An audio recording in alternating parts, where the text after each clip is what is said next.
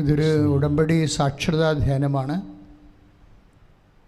ഉടമ്പടി എടുത്തിട്ടുള്ള ആയിരക്കണക്കിന് മനുഷ്യർക്ക്, സഹോദരങ്ങൾക്ക്, അതുപോലെ ഉടമ്പടി എടുക്കണമെന്ന് ആഗ്രഹിച്ചുകൊണ്ട് ഈ ധ്യാനത്തിലേക്ക് ഓൺലൈനായി കൂടുന്ന സഹോദരങ്ങൾക്കും ഉടമ്പടിയിലൂടെ എത്ര നയചാതുര്യത്തോടു കൂടിയാണ് ദൈവസാന്നിധ്യത്തിൻ്റെ സംലഭ്യത നമ്മുടെ നിലപാട് കൊണ്ട്, നയങ്ങൾ കൊണ്ട്, സമീപനങ്ങൾ കൊണ്ട് ലഭ്യമാക്കുന്നത് എന്നുള്ളതിൻ്റെ ഒരു നോഹൗ, അതിൻ്റെ ഒരു ജ്ഞാനസൂത്രമാണ് പലപ്പോഴും ഉടമ്പടി ധ്യാനത്തിലൂടെ കർത്താവിൻ്റെ കൃപയാൽ കൈമാറപ്പെടുന്നത്. അപ്പം അതുകൊണ്ട് ഒരു ആധ്യാത്മിക സാങ്കേതികമായിട്ടുള്ള ഒരു സ്പിരിച്വൽ തിയോളജി ആണ്, ആധ്യാത്മിക ശാസ്ത്രമാണ് ഉടമ്പടിയിലെ നമ്മൾ ധ്യാനത്തിന് വിഷയമാക്കുന്നത്. അതുകൊണ്ട് തന്നെ എങ്ങനെ ഉടമ്പടിയിലെ വിഷയങ്ങൾ നമുക്ക് സമയബന്ധിതമായിട്ട് അതിന് സാക്ഷികളായി, അത് നേടി സാക്ഷികളായി മാറാൻ പറ്റും, അതാണ് ഉടമ്പടി ധ്യാനം അന്വേഷിക്കുന്ന ഒരു പ്രധാനപ്പെട്ട കാരണം. ഒന്ന് പ്രാർത്ഥിക്കുക. കർത്താവായ ദൈവമേ, ഈ ധ്യാനത്തില് ഞങ്ങൾ എപ്പോഴും കൂടിയാലും പങ്കെടുത്താലും ധ്യാനത്തിന്റെ അന്തർധാരകളെ അഭിഷേകമായി അറിയുവാനുള്ള കൃപയാൽ ഞങ്ങളെ നിറയ്ക്കണമേ. കൊളോസ്യ 2:2 ലേഖനമനുസരിച്ച് കർത്താവേ, ക്രിസ്തുവാകുന്ന രഹസ്യത്തെ ഞങ്ങൾക്ക് ലളിതമായി ആത്മാവേ പരിശുദ്ധാത്മാവേ ഞങ്ങൾക്ക് മനസ്സിലാക്കി തരണമേ. ഞങ്ങളെ ക്രിസ്തുവിലെ പ്രബുദ്ധരാക്കി മാറ്റണമേ. അപ്പോസ്തലന്മാരെ പോലെ ലഭ്യമായ കാലങ്ങളിലെ യേശുവിനെ ഏറ്റുപറയാനുള്ള പ്രത്യേക കൃപയാൽ ഞങ്ങളെ ശക്തീകരിക്കണമേ. ശ്രുതികട്ടെ. ഇവിടെ അന്വേഷിക്കുന്നത് എങ്ങനെ വാഗ്ദാനം, ദൈവത്തിൻ്റെ വാഗ്ദാനം എങ്ങനെ പ്രാപിക്കാം, അഥവാ ദൈവവാഗ്ദാനം നമുക്കറിയാമല്ലോ. അതായത് എന്തുകൊണ്ടാണ് വാഗ്ദാനത്തെക്കുറിച്ച് പറയുന്നത്? നമുക്കുള്ള എല്ലാ ദാനങ്ങളും ഒരു മനുഷ്യൻ്റെ മെയിൻ്റെനൻസ്, ഭൗതികമായ അവൻ്റെ മെയിൻ്റെനൻസിന് ആവശ്യമായ എല്ലാ ദാനങ്ങളും സുവിശേഷം അതിനെ വാഗ്ദാനം എന്നാണ് പറയണത്. കാര്യം എന്താണ്? ദൈവത്തിൻ്റെ ദാനങ്ങൾ വാക്കിൻ്റെ ഉള്ളിലൂടെ നൽകുന്നതിനാണ് വാഗ്ദാനമെന്ന് പറയണത്. എല്ലാ വാക്കിൻ്റെ ഉള്ളിലും ദൈവത്തിൻ്റെ കറസ്പോണ്ടിങ് ആയിട്ടുള്ള ദാനങ്ങളുണ്ട്. ഉടമ്പടി എന്ന് പറയണത് അതൊരു പദ്ധതിയാണ്, പ്രാർത്ഥനയാണ്, പക്ഷെ ഒരു പ്രാർത്ഥന പദ്ധതിയാണ്. പദ്ധതിയുടെ ഉദ്ദേശം എന്താണ്? ഈ വാക്കിലുള്ള ദാനങ്ങളെ, എല്ലാ കാര്യങ്ങൾക്കും വേണ്ടിയുള്ള ദാനങ്ങൾ വാക്കിലുണ്ട്. ഈ വാക്കിലുള്ള ദാനങ്ങളെ വിശ്വസിച്ചും സ്നേഹിച്ചും പ്രത്യാശിച്ചും അതിനുവേണ്ടി കഷ്ടതകൾ സഹിച്ചും, അങ്ങനെ വ്യത്യസ്തമായ മാർഗങ്ങളാണ് ബൈബിളിലുള്ളത് വാഗ്ദാനങ്ങളെ പ്രാപിക്കാനുള്ള. അപ്പോൾ ചെറുതും വലുതുമായ വാഗ്ദാനങ്ങളുണ്ട്. ചെറിയ വാഗ്ദാനങ്ങൾക്കൊക്കെ വിശ്വാസം മതിയാവും. വിശ്വാസം ഇപ്പം നമ്മൾ ഗലാത്യർ 4-ാം അധ്യായത്തിലെ 3-ാം അധ്യായം, ഗലാത്യ ലേഖനം 3-ാം അധ്യായം 22-ാമത്തെ തിരുവചനം, 22-ാമത്തെ തിരുവചനം അല്ലേ? എന്നാൽ യേശുക്രിസ്തുവിലുള്ള വിശ്വാസം വഴി വിശ്വാസികൾ വാഗ്ദാനം പ്രാപിക്കേണ്ടതിന് എല്ലാവരും പാപത്തിന് അധീനരാണെന്ന് വിശുദ്ധ ഗ്രന്ഥം പ്രഖ്യാപിക്കുന്നു. അതായത് യേശുക്രിസ്തുവിൻ്റെ കാര്യം, പാപമെന്ന് പറയുന്ന വിഷയത്തിൽ നിന്ന് മനുഷ്യനെ രക്ഷിക്കാൻ ഈശോയുടെ ഒരു നാമമേ നൽകപ്പെട്ടിട്ടുള്ളൂ. അതുകൊണ്ട് ദൈവം ഈ പാപം എന്ന് പറയുന്ന വിഷയം എല്ലാവരെയും ബാധിക്കുന്നതാണ്. അല്ലേ? മനുഷ്യത്വത്തിനെതിരായി ചെയ്യുന്നതെല്ലാം പാപമാണ്.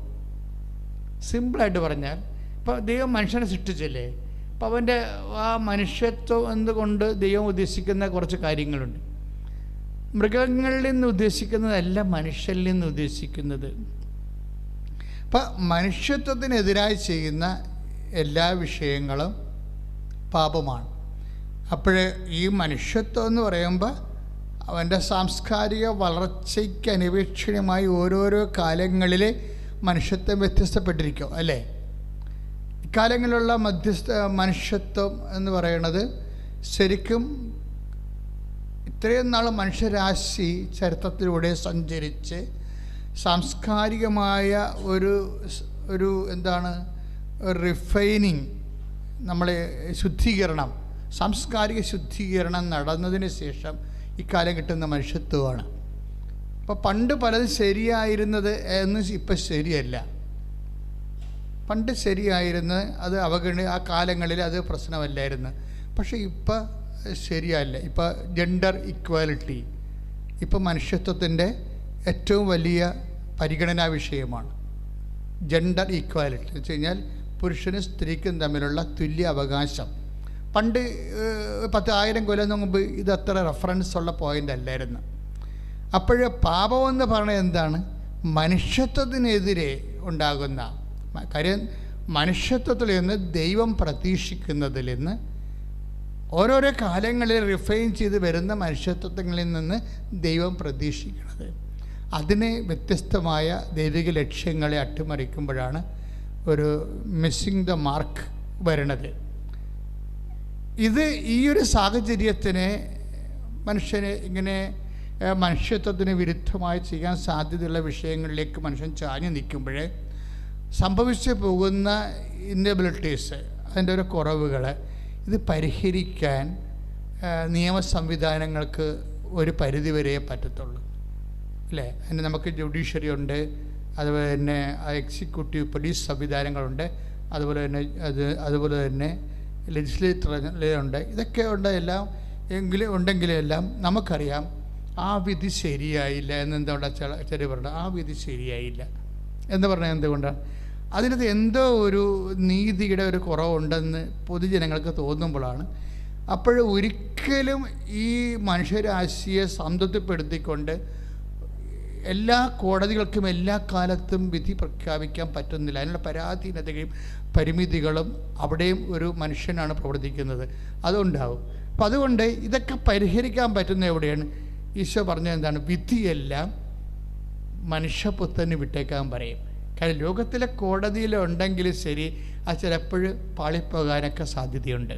കാര്യങ്ങൾ മനസ്സിലാക്കാൻ വേണ്ടിയുള്ള എല്ലാ ഫാക്ട്സുകൾ കിട്ടാനുള്ള ഫാക്ട്സുകൾ ചിലപ്പോൾ ഒളിക്കപ്പെടും, ചിലപ്പോൾ കൊടുക്കാൻ പറ്റാതെ വരും. അങ്ങനെ പല പ്രശ്നങ്ങളും ഉണ്ടാകുന്നുണ്ട്. ഈ വിധികൾക്കെല്ലാം ചില സമയത്ത് ഒരു മുടന്തനൊക്കെ കാണാം. ചില പെർഫെക്റ്റ് വിധികളായിരിക്കും. പക്ഷേ എന്തായാലും ശരി, ഒരു പക്ക ആൻസർ അല്ല ഇതൊന്നും. അപ്പം അതുകൊണ്ട് പാപവും മനുഷ്യന് സമ്പൂർണ്ണമായ പരിഹാരം അറിയാൻ കഴിയണത് ദൈവത്തിന് മാത്രമാണ്. അതുകൊണ്ടാണ് ഈശോ പറഞ്ഞത് വിധിയെല്ലാം മനുഷ്യപുത്രനെ വിട്ടേക്കാൻ പറയും. കാര്യം എന്താണ്? വിധിയാളനായി വരണത് മനുഷ്യപുത്രൻ. അക്കാലങ്ങളിലാണ് കള ഏതാണ് വിള ഏതാണെന്നൊക്കെ പറയണത്. കള ഏതാണ് വിള ഏതാണെന്നൊക്കെ പറയണത്.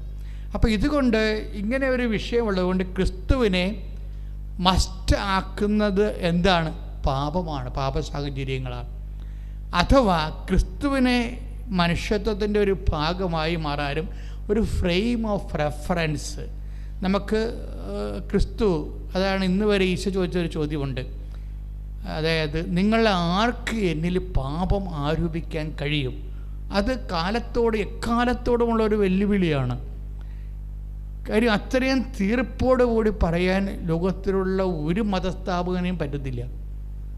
കാര്യം ഈ മനുഷ്യന്മാരെ സൃഷ്ടിക്കപ്പെടുന്ന ആധ്യാത്മിക ബിംബങ്ങൾക്ക് പലപ്പോഴും അക്കാലങ്ങളിലുണ്ടാകുന്ന പ്രിമിറ്റീവായിട്ടുള്ള മനുഷ്യത്വമാണ് പലപ്പോഴും പ്രകടിപ്പിക്കാൻ പറ്റുന്നത്.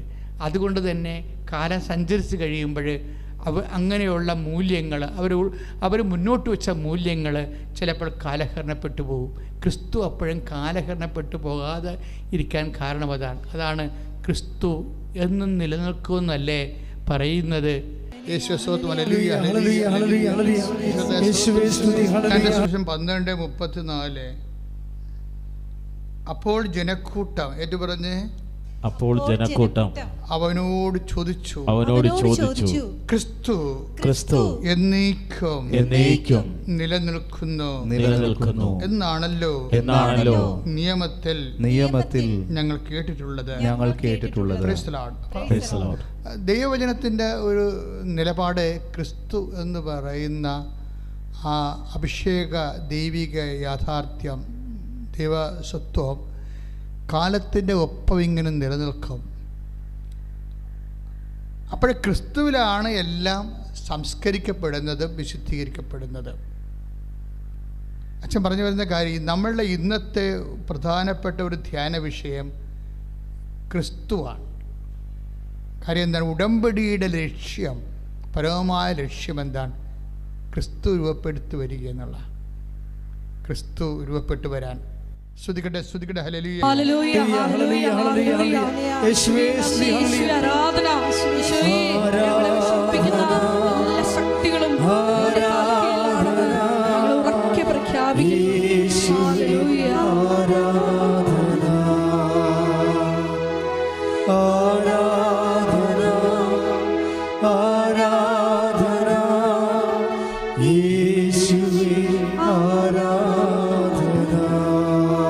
പരമദിവ്യകാരുണ്യത്തിന് ആരാധനയും സ്തുതിയും പുകഴ്ചയും ഉണ്ടായിരിക്കട്ടെ. എന്റെ കുഞ്ഞുമക്കളെ, ക്രിസ്തു നിങ്ങളിൽ രൂപപ്പെടുന്നത് വരെ വീണ്ടും ഞാൻ നിങ്ങൾക്ക് വേണ്ടി ഈറ്റുനോവ് അനുഭവിക്കുന്നു. അപ്പോൾ ക്രിസ്തു ഫോം ചെയ്യുക എന്നുള്ളത് ഒരു പ്രക്രിയയാണ്. ക്രിസ്ത്യാനി എപ്പോഴും, പ്രത്യേകിച്ച് ഉടമ്പടി ധ്യാനത്തിലിരിക്കുന്നവരെ, നിങ്ങൾ ഹയർ സെക്കൻഡറി കഴിഞ്ഞ ആൾക്കാരാണ് ആധ്യാത്മികതയിൽ. കാരണം ഇന്ന് നമുക്ക് ലഭ്യമായിട്ടുള്ള ഏറ്റവും വലിയ പ്രാർത്ഥനാ പദ്ധതിയാണ് ഉടമ്പടി. ഉടമ്പടിയിലൂടെ ലക്ഷ്യം വെക്കുന്ന ഒന്നാമത്തെ നിയോഗം എന്താണ്? ക്രിസ്തു തന്നെയാണ്. കാര്യം ക്രിസ്തുവിനെ നമ്മൾ നേടിക്കഴിഞ്ഞാൽ അവൻ എല്ലാം, കാര്യം നമ്മൾ ആദ്യം അച്ഛൻ കഴിഞ്ഞ ദിവസങ്ങളൊക്കെ പറഞ്ഞില്ലേ, ക്രിസ്തു എല്ലാമാണെന്ന്. കാര്യം എന്താണ്? ഇപ്പോൾ കൊളോസ്യസിൻ്റെ 3:11 ഇടയ്ക്ക് നമ്മൾ പറയുന്ന ഉടമ്പടിയുടെ ബേസ്മെൻ്റാണത്. എന്താണ്? ക്രിസ്തു എല്ലാമാണ്. ഒന്ന് പ്രാർത്ഥിച്ചേ. കർത്താവായ ദൈവമേ, എല്ലാം കൊളോസ്യസ് 3:11 ഞങ്ങൾ പ്രാർത്ഥിക്കുന്നു, ഞങ്ങൾക്ക് ആവശ്യമായതെല്ലാം അടങ്ങിയിരിക്കുന്ന ദൈവത്തിന്റെ രഹസ്യമായ യേശുക്രിസ്തുവിനെ ഉടമ്പടിയിലൂടെ അതിന്റെ പദ്ധതി പ്രാർത്ഥനയിലൂടെ ഞങ്ങൾ നേടിയെടുക്കുവാൻ പ്രത്യേക അഭിഷേകം നൽകണമേ. അപ്പോൾ നമ്മൾ ഉടമ്പടിയിൽ ഒത്തിരിയേറെ വിഷയം വെച്ചിട്ടുണ്ടല്ലേ. ഇപ്പോൾ ഉടമ്പടിയിൽ വെക്കാതെ തന്നെ ചില കാര്യങ്ങൾ, വെക്കാത്ത കാര്യങ്ങൾ അവർ പിന്നീട് ഉടമ്പടി ചെയ്യണത്. ഇപ്പം കഴിഞ്ഞ ദിവസങ്ങളിൽ ഒരു സഹോദരി ഇവിടെ വന്നായിരുന്നു. എനിക്ക് ആ സാക്ഷ്യം ഭയങ്കരമായിട്ട് ഇഷ്ടപ്പെട്ടായിരുന്നു. എന്താ പ്രശ്നം വെച്ചാൽ അവിടെ വിഷയം, അവർ ജസ്റ്റ് കൃപാസനം വിസിറ്റ് ചെയ്യാൻ വേണ്ടി വന്നതാണ്. വിസിറ്റ് ചെയ്യാൻ, അതായത് പോകുന്ന വഴിക്ക്, ഈ വഴിക്ക് ഇതിലെ പോകുമ്പോൾ അവർ ഇതിലൂടെ ഒന്ന് കയറിയതാണ്.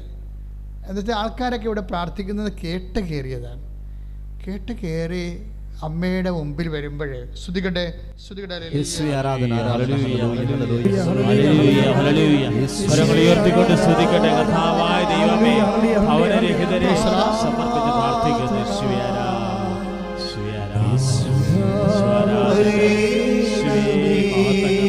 പരമദിവ്യകാരുണ്യത്തിന്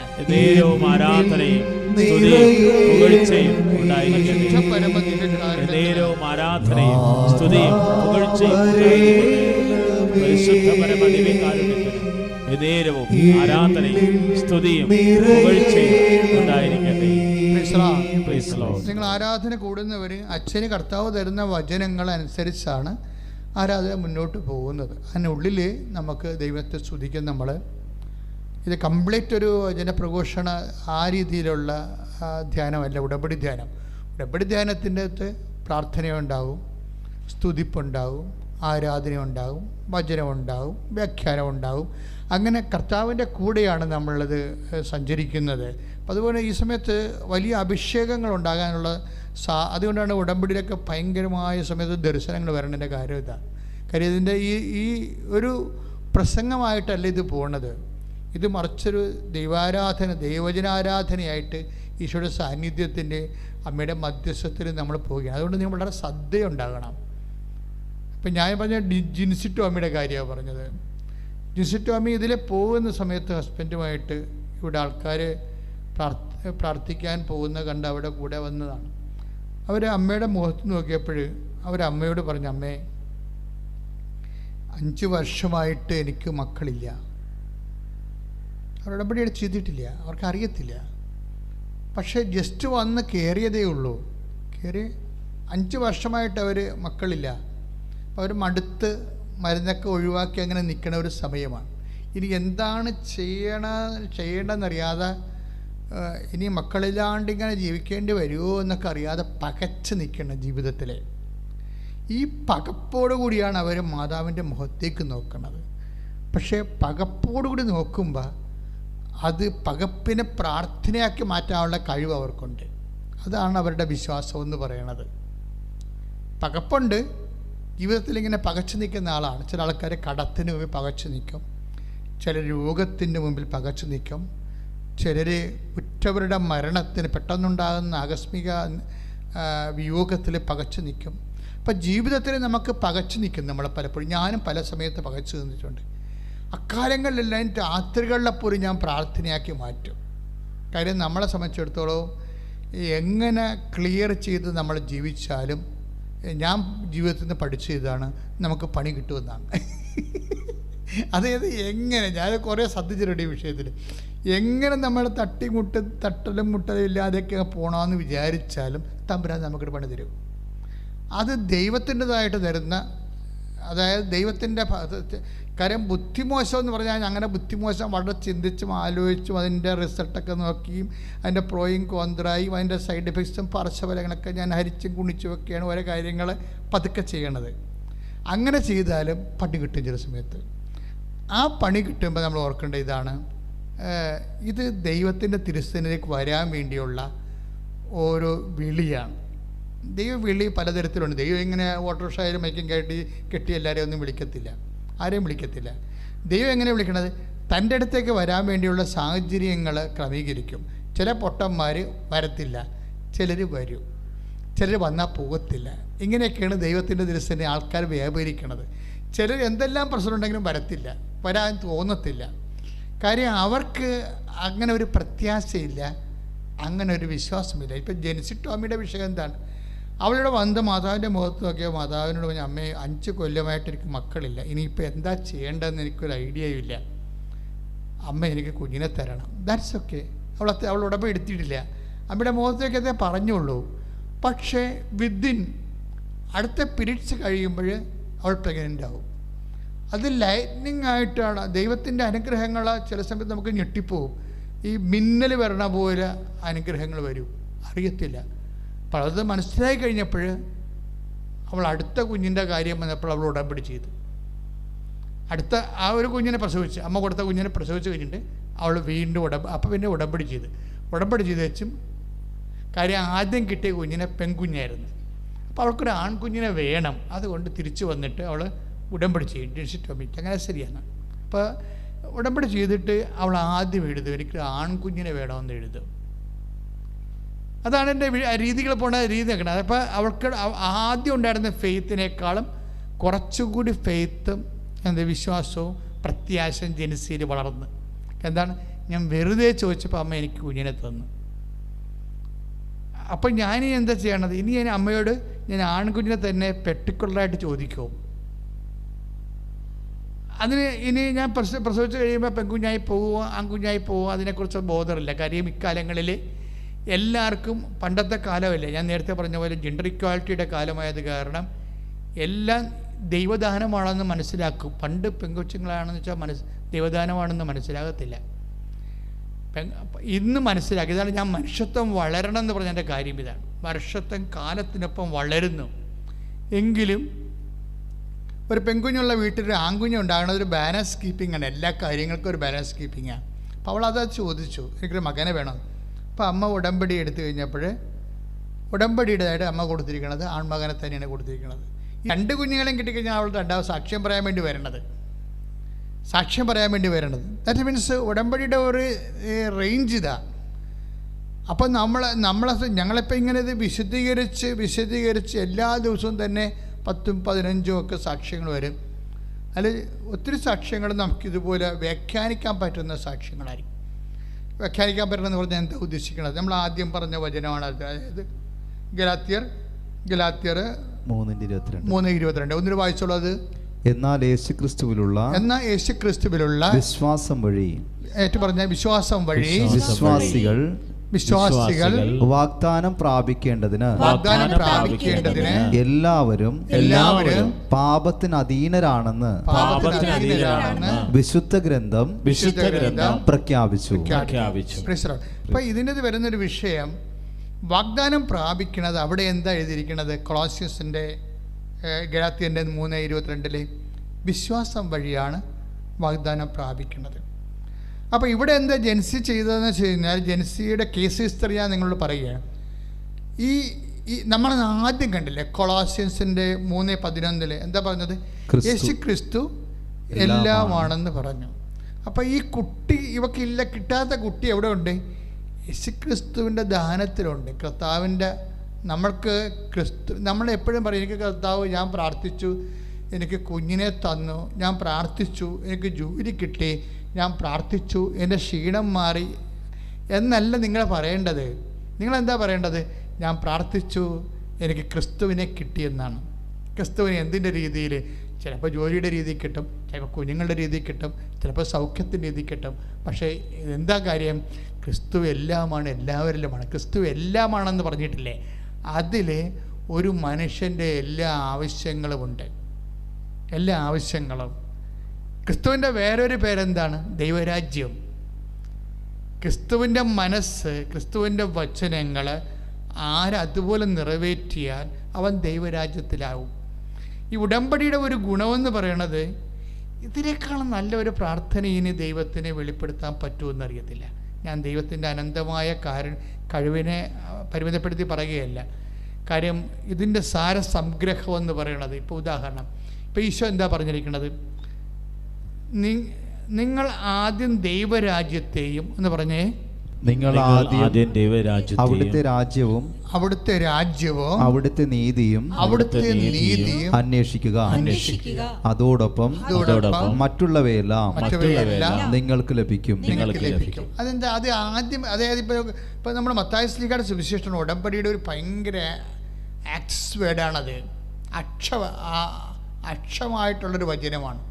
എന്ന് വെച്ച് കഴിഞ്ഞാൽ നിങ്ങൾ ഇപ്പോൾ 6:33, 32 പ്രധാനപ്പെട്ട വചനങ്ങളാണ് ഇതിൻ്റെ. അതായത് ആദ്യം മനുഷ്യൻ ക്രിസ്തുവിന് റെഫറൻസ് കൊടുക്കണം. എന്താണ്? ദൈവരാജ്യത്തിന്. ആദ്യം നിങ്ങൾ ദൈവരാജ്യം എന്ന് പറയുന്നത് എന്താണ്?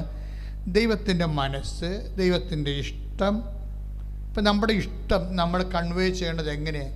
നമ്മുടെ വാക്കിലൂടെയാണ്, അല്ലേ? ഇപ്പം ചിലർ പറയും മനസ്സമ്മതത്തിന് ഒക്കെ വരുമ്പോൾ, ഇപ്പോൾ ചില കാര്യങ്ങൾ ചോദിക്കുമ്പോൾ പെൺകുട്ടികൾ പണ്ടത്തെ കാലത്താണെങ്കിൽ, ഇപ്പോഴത്തെ കാലത്തെ രീതിയല്ലേ ഞാൻ പറഞ്ഞത്, ഒരു 10-20 കൊല്ലം മുമ്പാണെങ്കിൽ ഈ ചെക്കൻ കാണുക പെണ്ണ് കാണുക പോകുന്ന ചടങ്ങില്ലേ, അപ്പോഴൊക്കെ ഉണ്ടാകുന്ന സമയത്ത് ചെറുക്കന് ഇഷ്ടപ്പെട്ടാ ഇല്ലേ എന്ന് ചോദിക്കുമ്പോൾ ചിലപ്പോൾ മിണ്ടത്തില്ല പെൺകുട്ടികൾ. എന്താ മിണ്ടാത്തതിൻ്റെ കാര്യം? അപ്പോൾ അവർ മുതിർന്ന കാർന്നവന്മാരെന്താ ചോദിക്കുന്നത്?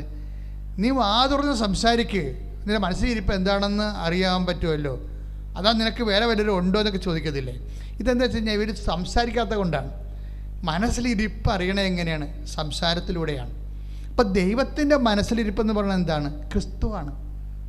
ദൈവത്തിൻ്റെ മനസ്സിലിരിപ്പ് നമ്മളറിയണത് എങ്ങനെയാണ്? ദൈവത്തിൻ്റെ സംസാരത്തിലൂടെയാണ്. ദൈവത്തിൻ്റെ സംസാരം നമുക്ക് എവിടെ നിന്ന് കിട്ടും? കർത്താവിൻ്റെ വചനത്തിൽ നിന്നാണ്. അപ്പം ഈ വചനമെന്ന് പറയുന്നത് എക്സാക്റ്റായിട്ട് എന്താണ്? ദൈവത്തിൻ്റെ മനസ്സിലിരിപ്പാണ്. ഇത് ആരാണ് നടത്തണത്? അയാൾ ദൈവരാജ്യത്തിലാവും, എന്ന് വെച്ചാൽ ക്രിസ്തുവിലാകും.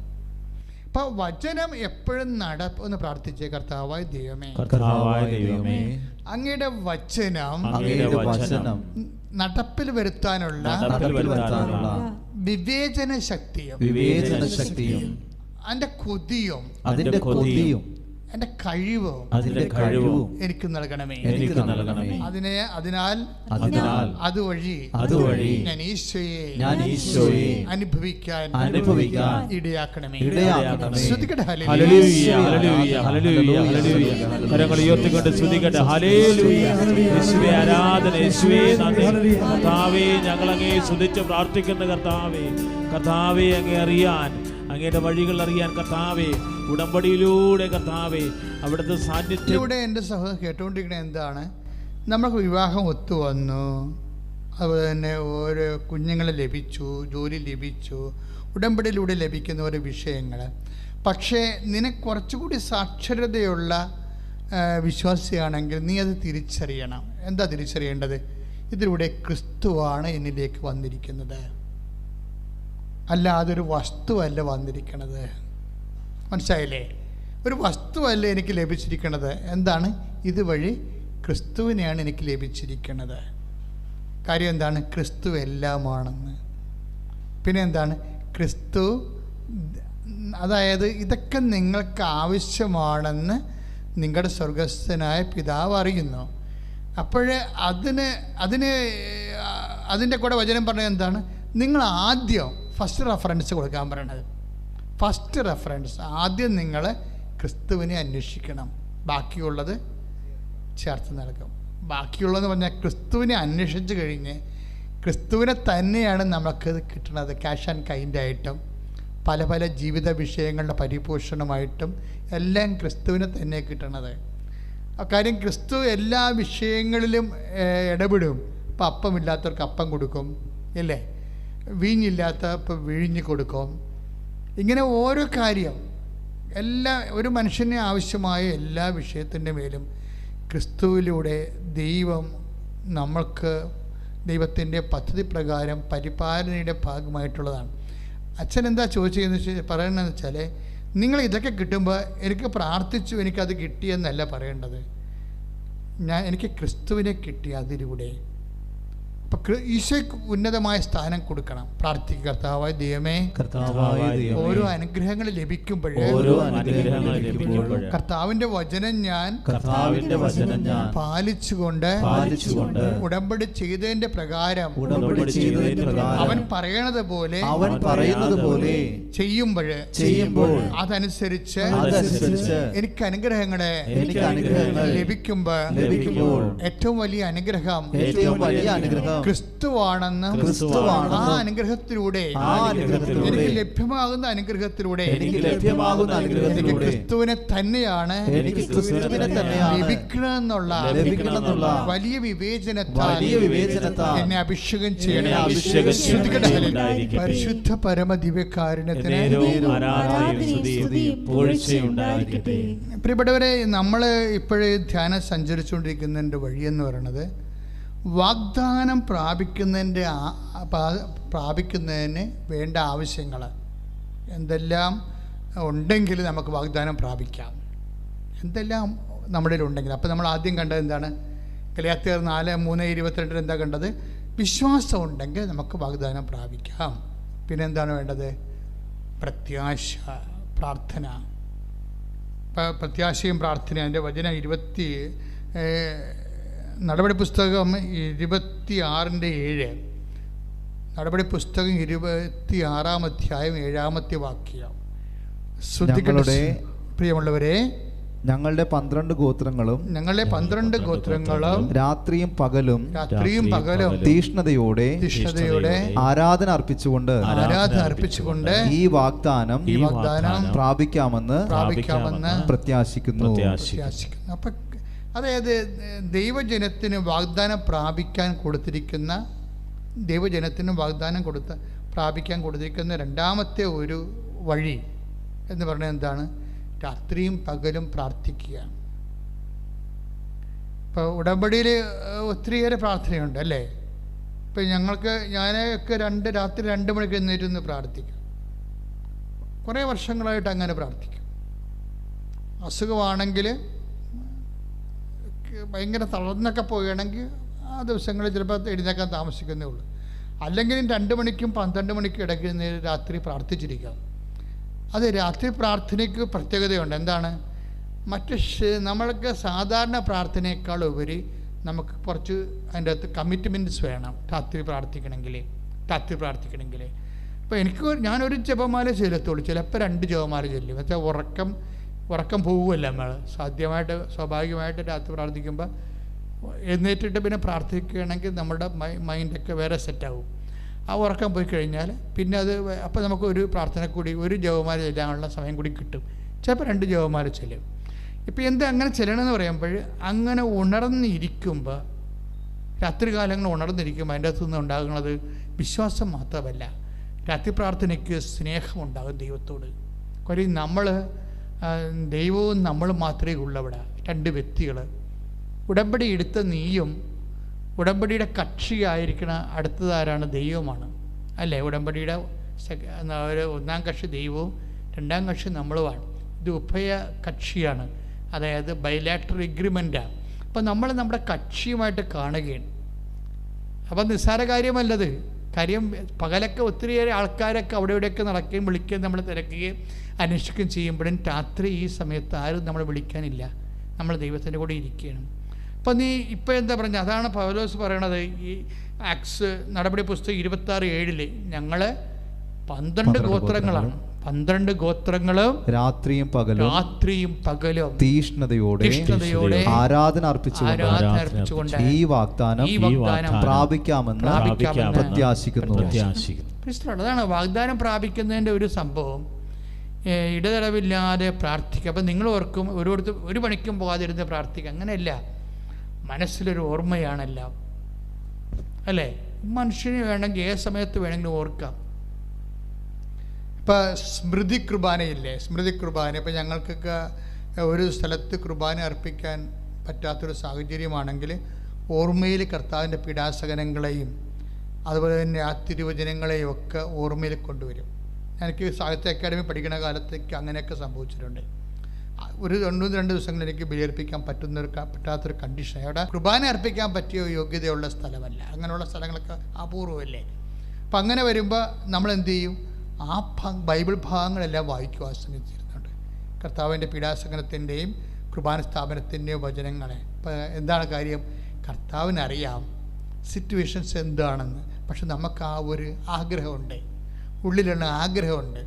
അപ്പം ഞാൻ ആ സമയത്ത് ബലിവചനങ്ങളുടെ സമയത്തൊക്കെ മുട്ടേ നിൽക്കും. ഇവിടെ ഞാൻ ബെഡ്റൂമിൽ മുട്ടേ നിൽക്കും. അതെന്താ വെച്ചാൽ എന്താ സംഭവിച്ചാൽ അപ്പോഴാരെ കാണിക്കാനാണ് മുട്ടേ നിൽക്കുന്നത്? ദൈവത്തെ കാണിക്കാനാണ്. എന്താ കാര്യം? ഞാനും ദൈവവും മാത്രമേ എൻ്റെ മുറിയിലുള്ളൂ, ഈശോയും മാത്രമേ ഉള്ളൂ. പക്ഷേ എൻ്റെ ആ സ്വകാര്യതയിൽ ഏറ്റവും പ്രധാനപ്പെട്ട ആൾ എൻ്റെ ദൈവം തന്നെയാണ്. ഇതാണ് വിഷയം എന്നത്. നിൻ്റെ സ്വകാര്യതയിൽ ദൈവത്തിന് അറിയണം നിൻ്റെ ഏറ്റവും പ്രിയപ്പെട്ട ആൾ ദൈവമാണെന്ന്. ഇവിടെയാണ് നമുക്ക് പാളിപ്പോണത്. സാധാരണ മനുഷ്യൻ്റെ സ്വകാര്യതയിൽ പറയേണ്ട കാര്യമില്ലല്ലോ. നിങ്ങൾ പറയേണ്ട കാര്യം, ഞങ്ങൾ 10,000 കുമ്പസാരം കേട്ടുള്ളതാണ്. സാധാരണ മനുഷ്യൻ്റെ സ്വകാര്യതയിൽ ദൈവമല്ല, ദൈവം അവസാനത്തെ ആൾ പോലുമല്ല. ഇതാണ് ഒരു സ്പിരിച്വൽ ട്രാജഡി. സാധാരണ മനുഷ്യൻ്റെ സ്വകാര്യതയിൽ ദൈവം ആദ്യത്തെ ആളുമല്ല, അവസാനത്തെ ആളുമല്ല. അവിടെ സ്വകാര്യമായിട്ടുള്ള സന്തോഷങ്ങളുടെ കാര്യങ്ങളായിരിക്കും അവിടെ സ്വകാര്യതയുണ്ട്. ഇതാണ് ഒരു ജഡിക മനുഷ്യനെ ആത്മീയ മനുഷ്യനിൽ നിന്ന് പിന്തിരിപ്പിക്കുന്നത്. ഞാൻ നിന്നോട് പറയുകയാണ്, നീ ഉടമ്പടി എടുത്ത വ്യക്തിയാണെങ്കിൽ നിൻ്റെ സ്വകാര്യതകളെ വളരെ ശ്രദ്ധിക്കണം. എന്താ വെച്ചാൽ അവിടെ യേശു തന്നെയായിരിക്കണം 1-ാം സ്ഥാനമുള്ളത്. പ്രാർത്ഥിക്കുക. കർത്താവായ ദൈവമേ, എൻ്റെ സ്വകാര്യതയിലെ നിനക്ക് തന്നെ 1-ാം സ്ഥാനം കിട്ടാൻ എനിക്ക് പ്രത്യേക അഭിഷേകം നൽകണമേ.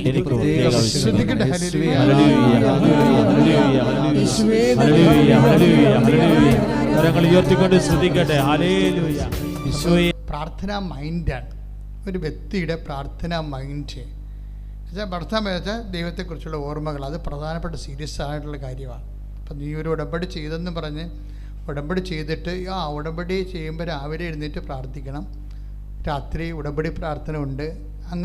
അങ്ങനെയല്ല നീ ചിന്തിക്കേണ്ടത്. ഉടമ്പടി ചെയ്ത് ദൈവമായിട്ട് ഉടമ്പടി ചെയ്ത് കഴിഞ്ഞാൽ നിനക്ക് അവസരവും സ്വസ്ഥതയും സമാധാനവും അതിനുള്ള സൗകര്യമൊക്കെ കിട്ടുന്ന സമയത്തെല്ലാം ദൈവത്തെക്കുറിച്ച് ഓർക്കുകയും വചനത്തെ വല്ലാതെ സ്നേഹിക്കുകയും ചെയ്യണം. കാര്യം വചനമെന്ന് പറയുമ്പോൾ വചനത്തെ വളരെ ഭവ്യതയോടെ ദൈവസ്നേഹത്തോടെയൊക്കെ കൈകാര്യം ചെയ്യുന്ന ആൾക്കാർക്ക് വചനത്തിലൂടെ ദൈവം അവനോട് സംസാരിക്കും, എല്ലാ വിഷയവും സംസാരിക്കും. ഇപ്പോൾ നിന്നെ ഒരാൾ അടിച്ചെന്ന് വിചാരിച്ചോ, എന്തെങ്കിലും വിഷയം ഉണ്ടായി, അടി കിട്ടണമെങ്കിൽ അധികം സമയം വേണ്ടല്ലോ. അപ്പോൾ നിനക്ക് ഉടനെ നിനക്ക് തോന്നണം കേസ് കൊടുത്തേക്കാം. അപ്പോഴ് നിൻ്റെ മനസ്സിൽ പറയും, കേസ് കൊടുക്കണോ, കർത്താവിന് എന്താ ഈ കാര്യത്തിൽ ഉദ്ദേശിക്കണത് എന്ന് ചോദിക്കണ്ടേ, അറിയണ്ടേ? അപ്പോഴേ അതായത് നമ്മൾ ആധ്യാത്മിക മനുഷ്യർ, കർത്താവുമായിട്ട് ബന്ധമുള്ളവർ, ഓരോ വിഷയത്തിനും ദൈവത്തെ അടിസ്ഥാനപ്പെടുത്തിയാണ് നമ്മൾ എപ്പോഴും ചിന്തിച്ചു പോകേണ്ടത്. ദൈവത്തെ അടിസ്ഥാനപ്പെടുത്തി, അങ്ങനെ ദൈവത്തിനെ അടിസ്ഥാനപ്പെടുത്തി ചിന്തിക്കാൻ തുടങ്ങി ദൈവം പറയണ അനുസരിച്ച് ചെയ്യത്തുള്ള എങ്കിൽ നീ കുറച്ച് കഴിയുമ്പോൾ ദൈവം തൻ്റെ വചനത്തിലൂടെ നിനക്ക് ക്ലൂ തരും, നീ എന്താ മൂവ് ചെയ്യേണ്ടത്. പിന്നെ സ്വപ്നത്തിലൊക്കെ സംസാരിക്കും. കഴിഞ്ഞ ദിവസങ്ങളിൽ ഒരു സാക്ഷ്യം ഉണ്ടായിരുന്നു, നല്ല ഒരു സാക്ഷ്യമാണ്. അതായത് ആ ചേച്ചി ഉടമ്പടി ചെയ്തപ്പോഴേ അമ്മ തന്നെ പറഞ്ഞു, അതായത് അവരുടെ പേര് ബെൻസി അങ്കമാലി. അതായത് ബെൻസി അങ്കമാലി USA അവർക്ക് വിസ ജോലിക്ക് പോകുന്നൊരു വിഷയമാണ്. കാരണം കുറേ പ്രശ്നങ്ങൾ അവർക്ക് വന്ന് അതിന് അപ്പോൾ അവരൊന്ന് ഉടമ്പടി ചെയ്തപ്പോഴേ അമ്മ സ്വപ്നത്തിൽ അവരോട് പറഞ്ഞ് 87 വർക്ക് അറേഞ്ച്മെൻ്റ് എന്ന് പറഞ്ഞു. നമ്മൾ ഞെട്ടിപ്പോവും വിഷയങ്ങൾ കേട്ട് കഴിഞ്ഞാൽ. 87, അതായത് ലേബർ ലോ ചേഞ്ച് എന്ന് പറഞ്ഞു. അത് ഇവർക്കറിയത്തില്ല.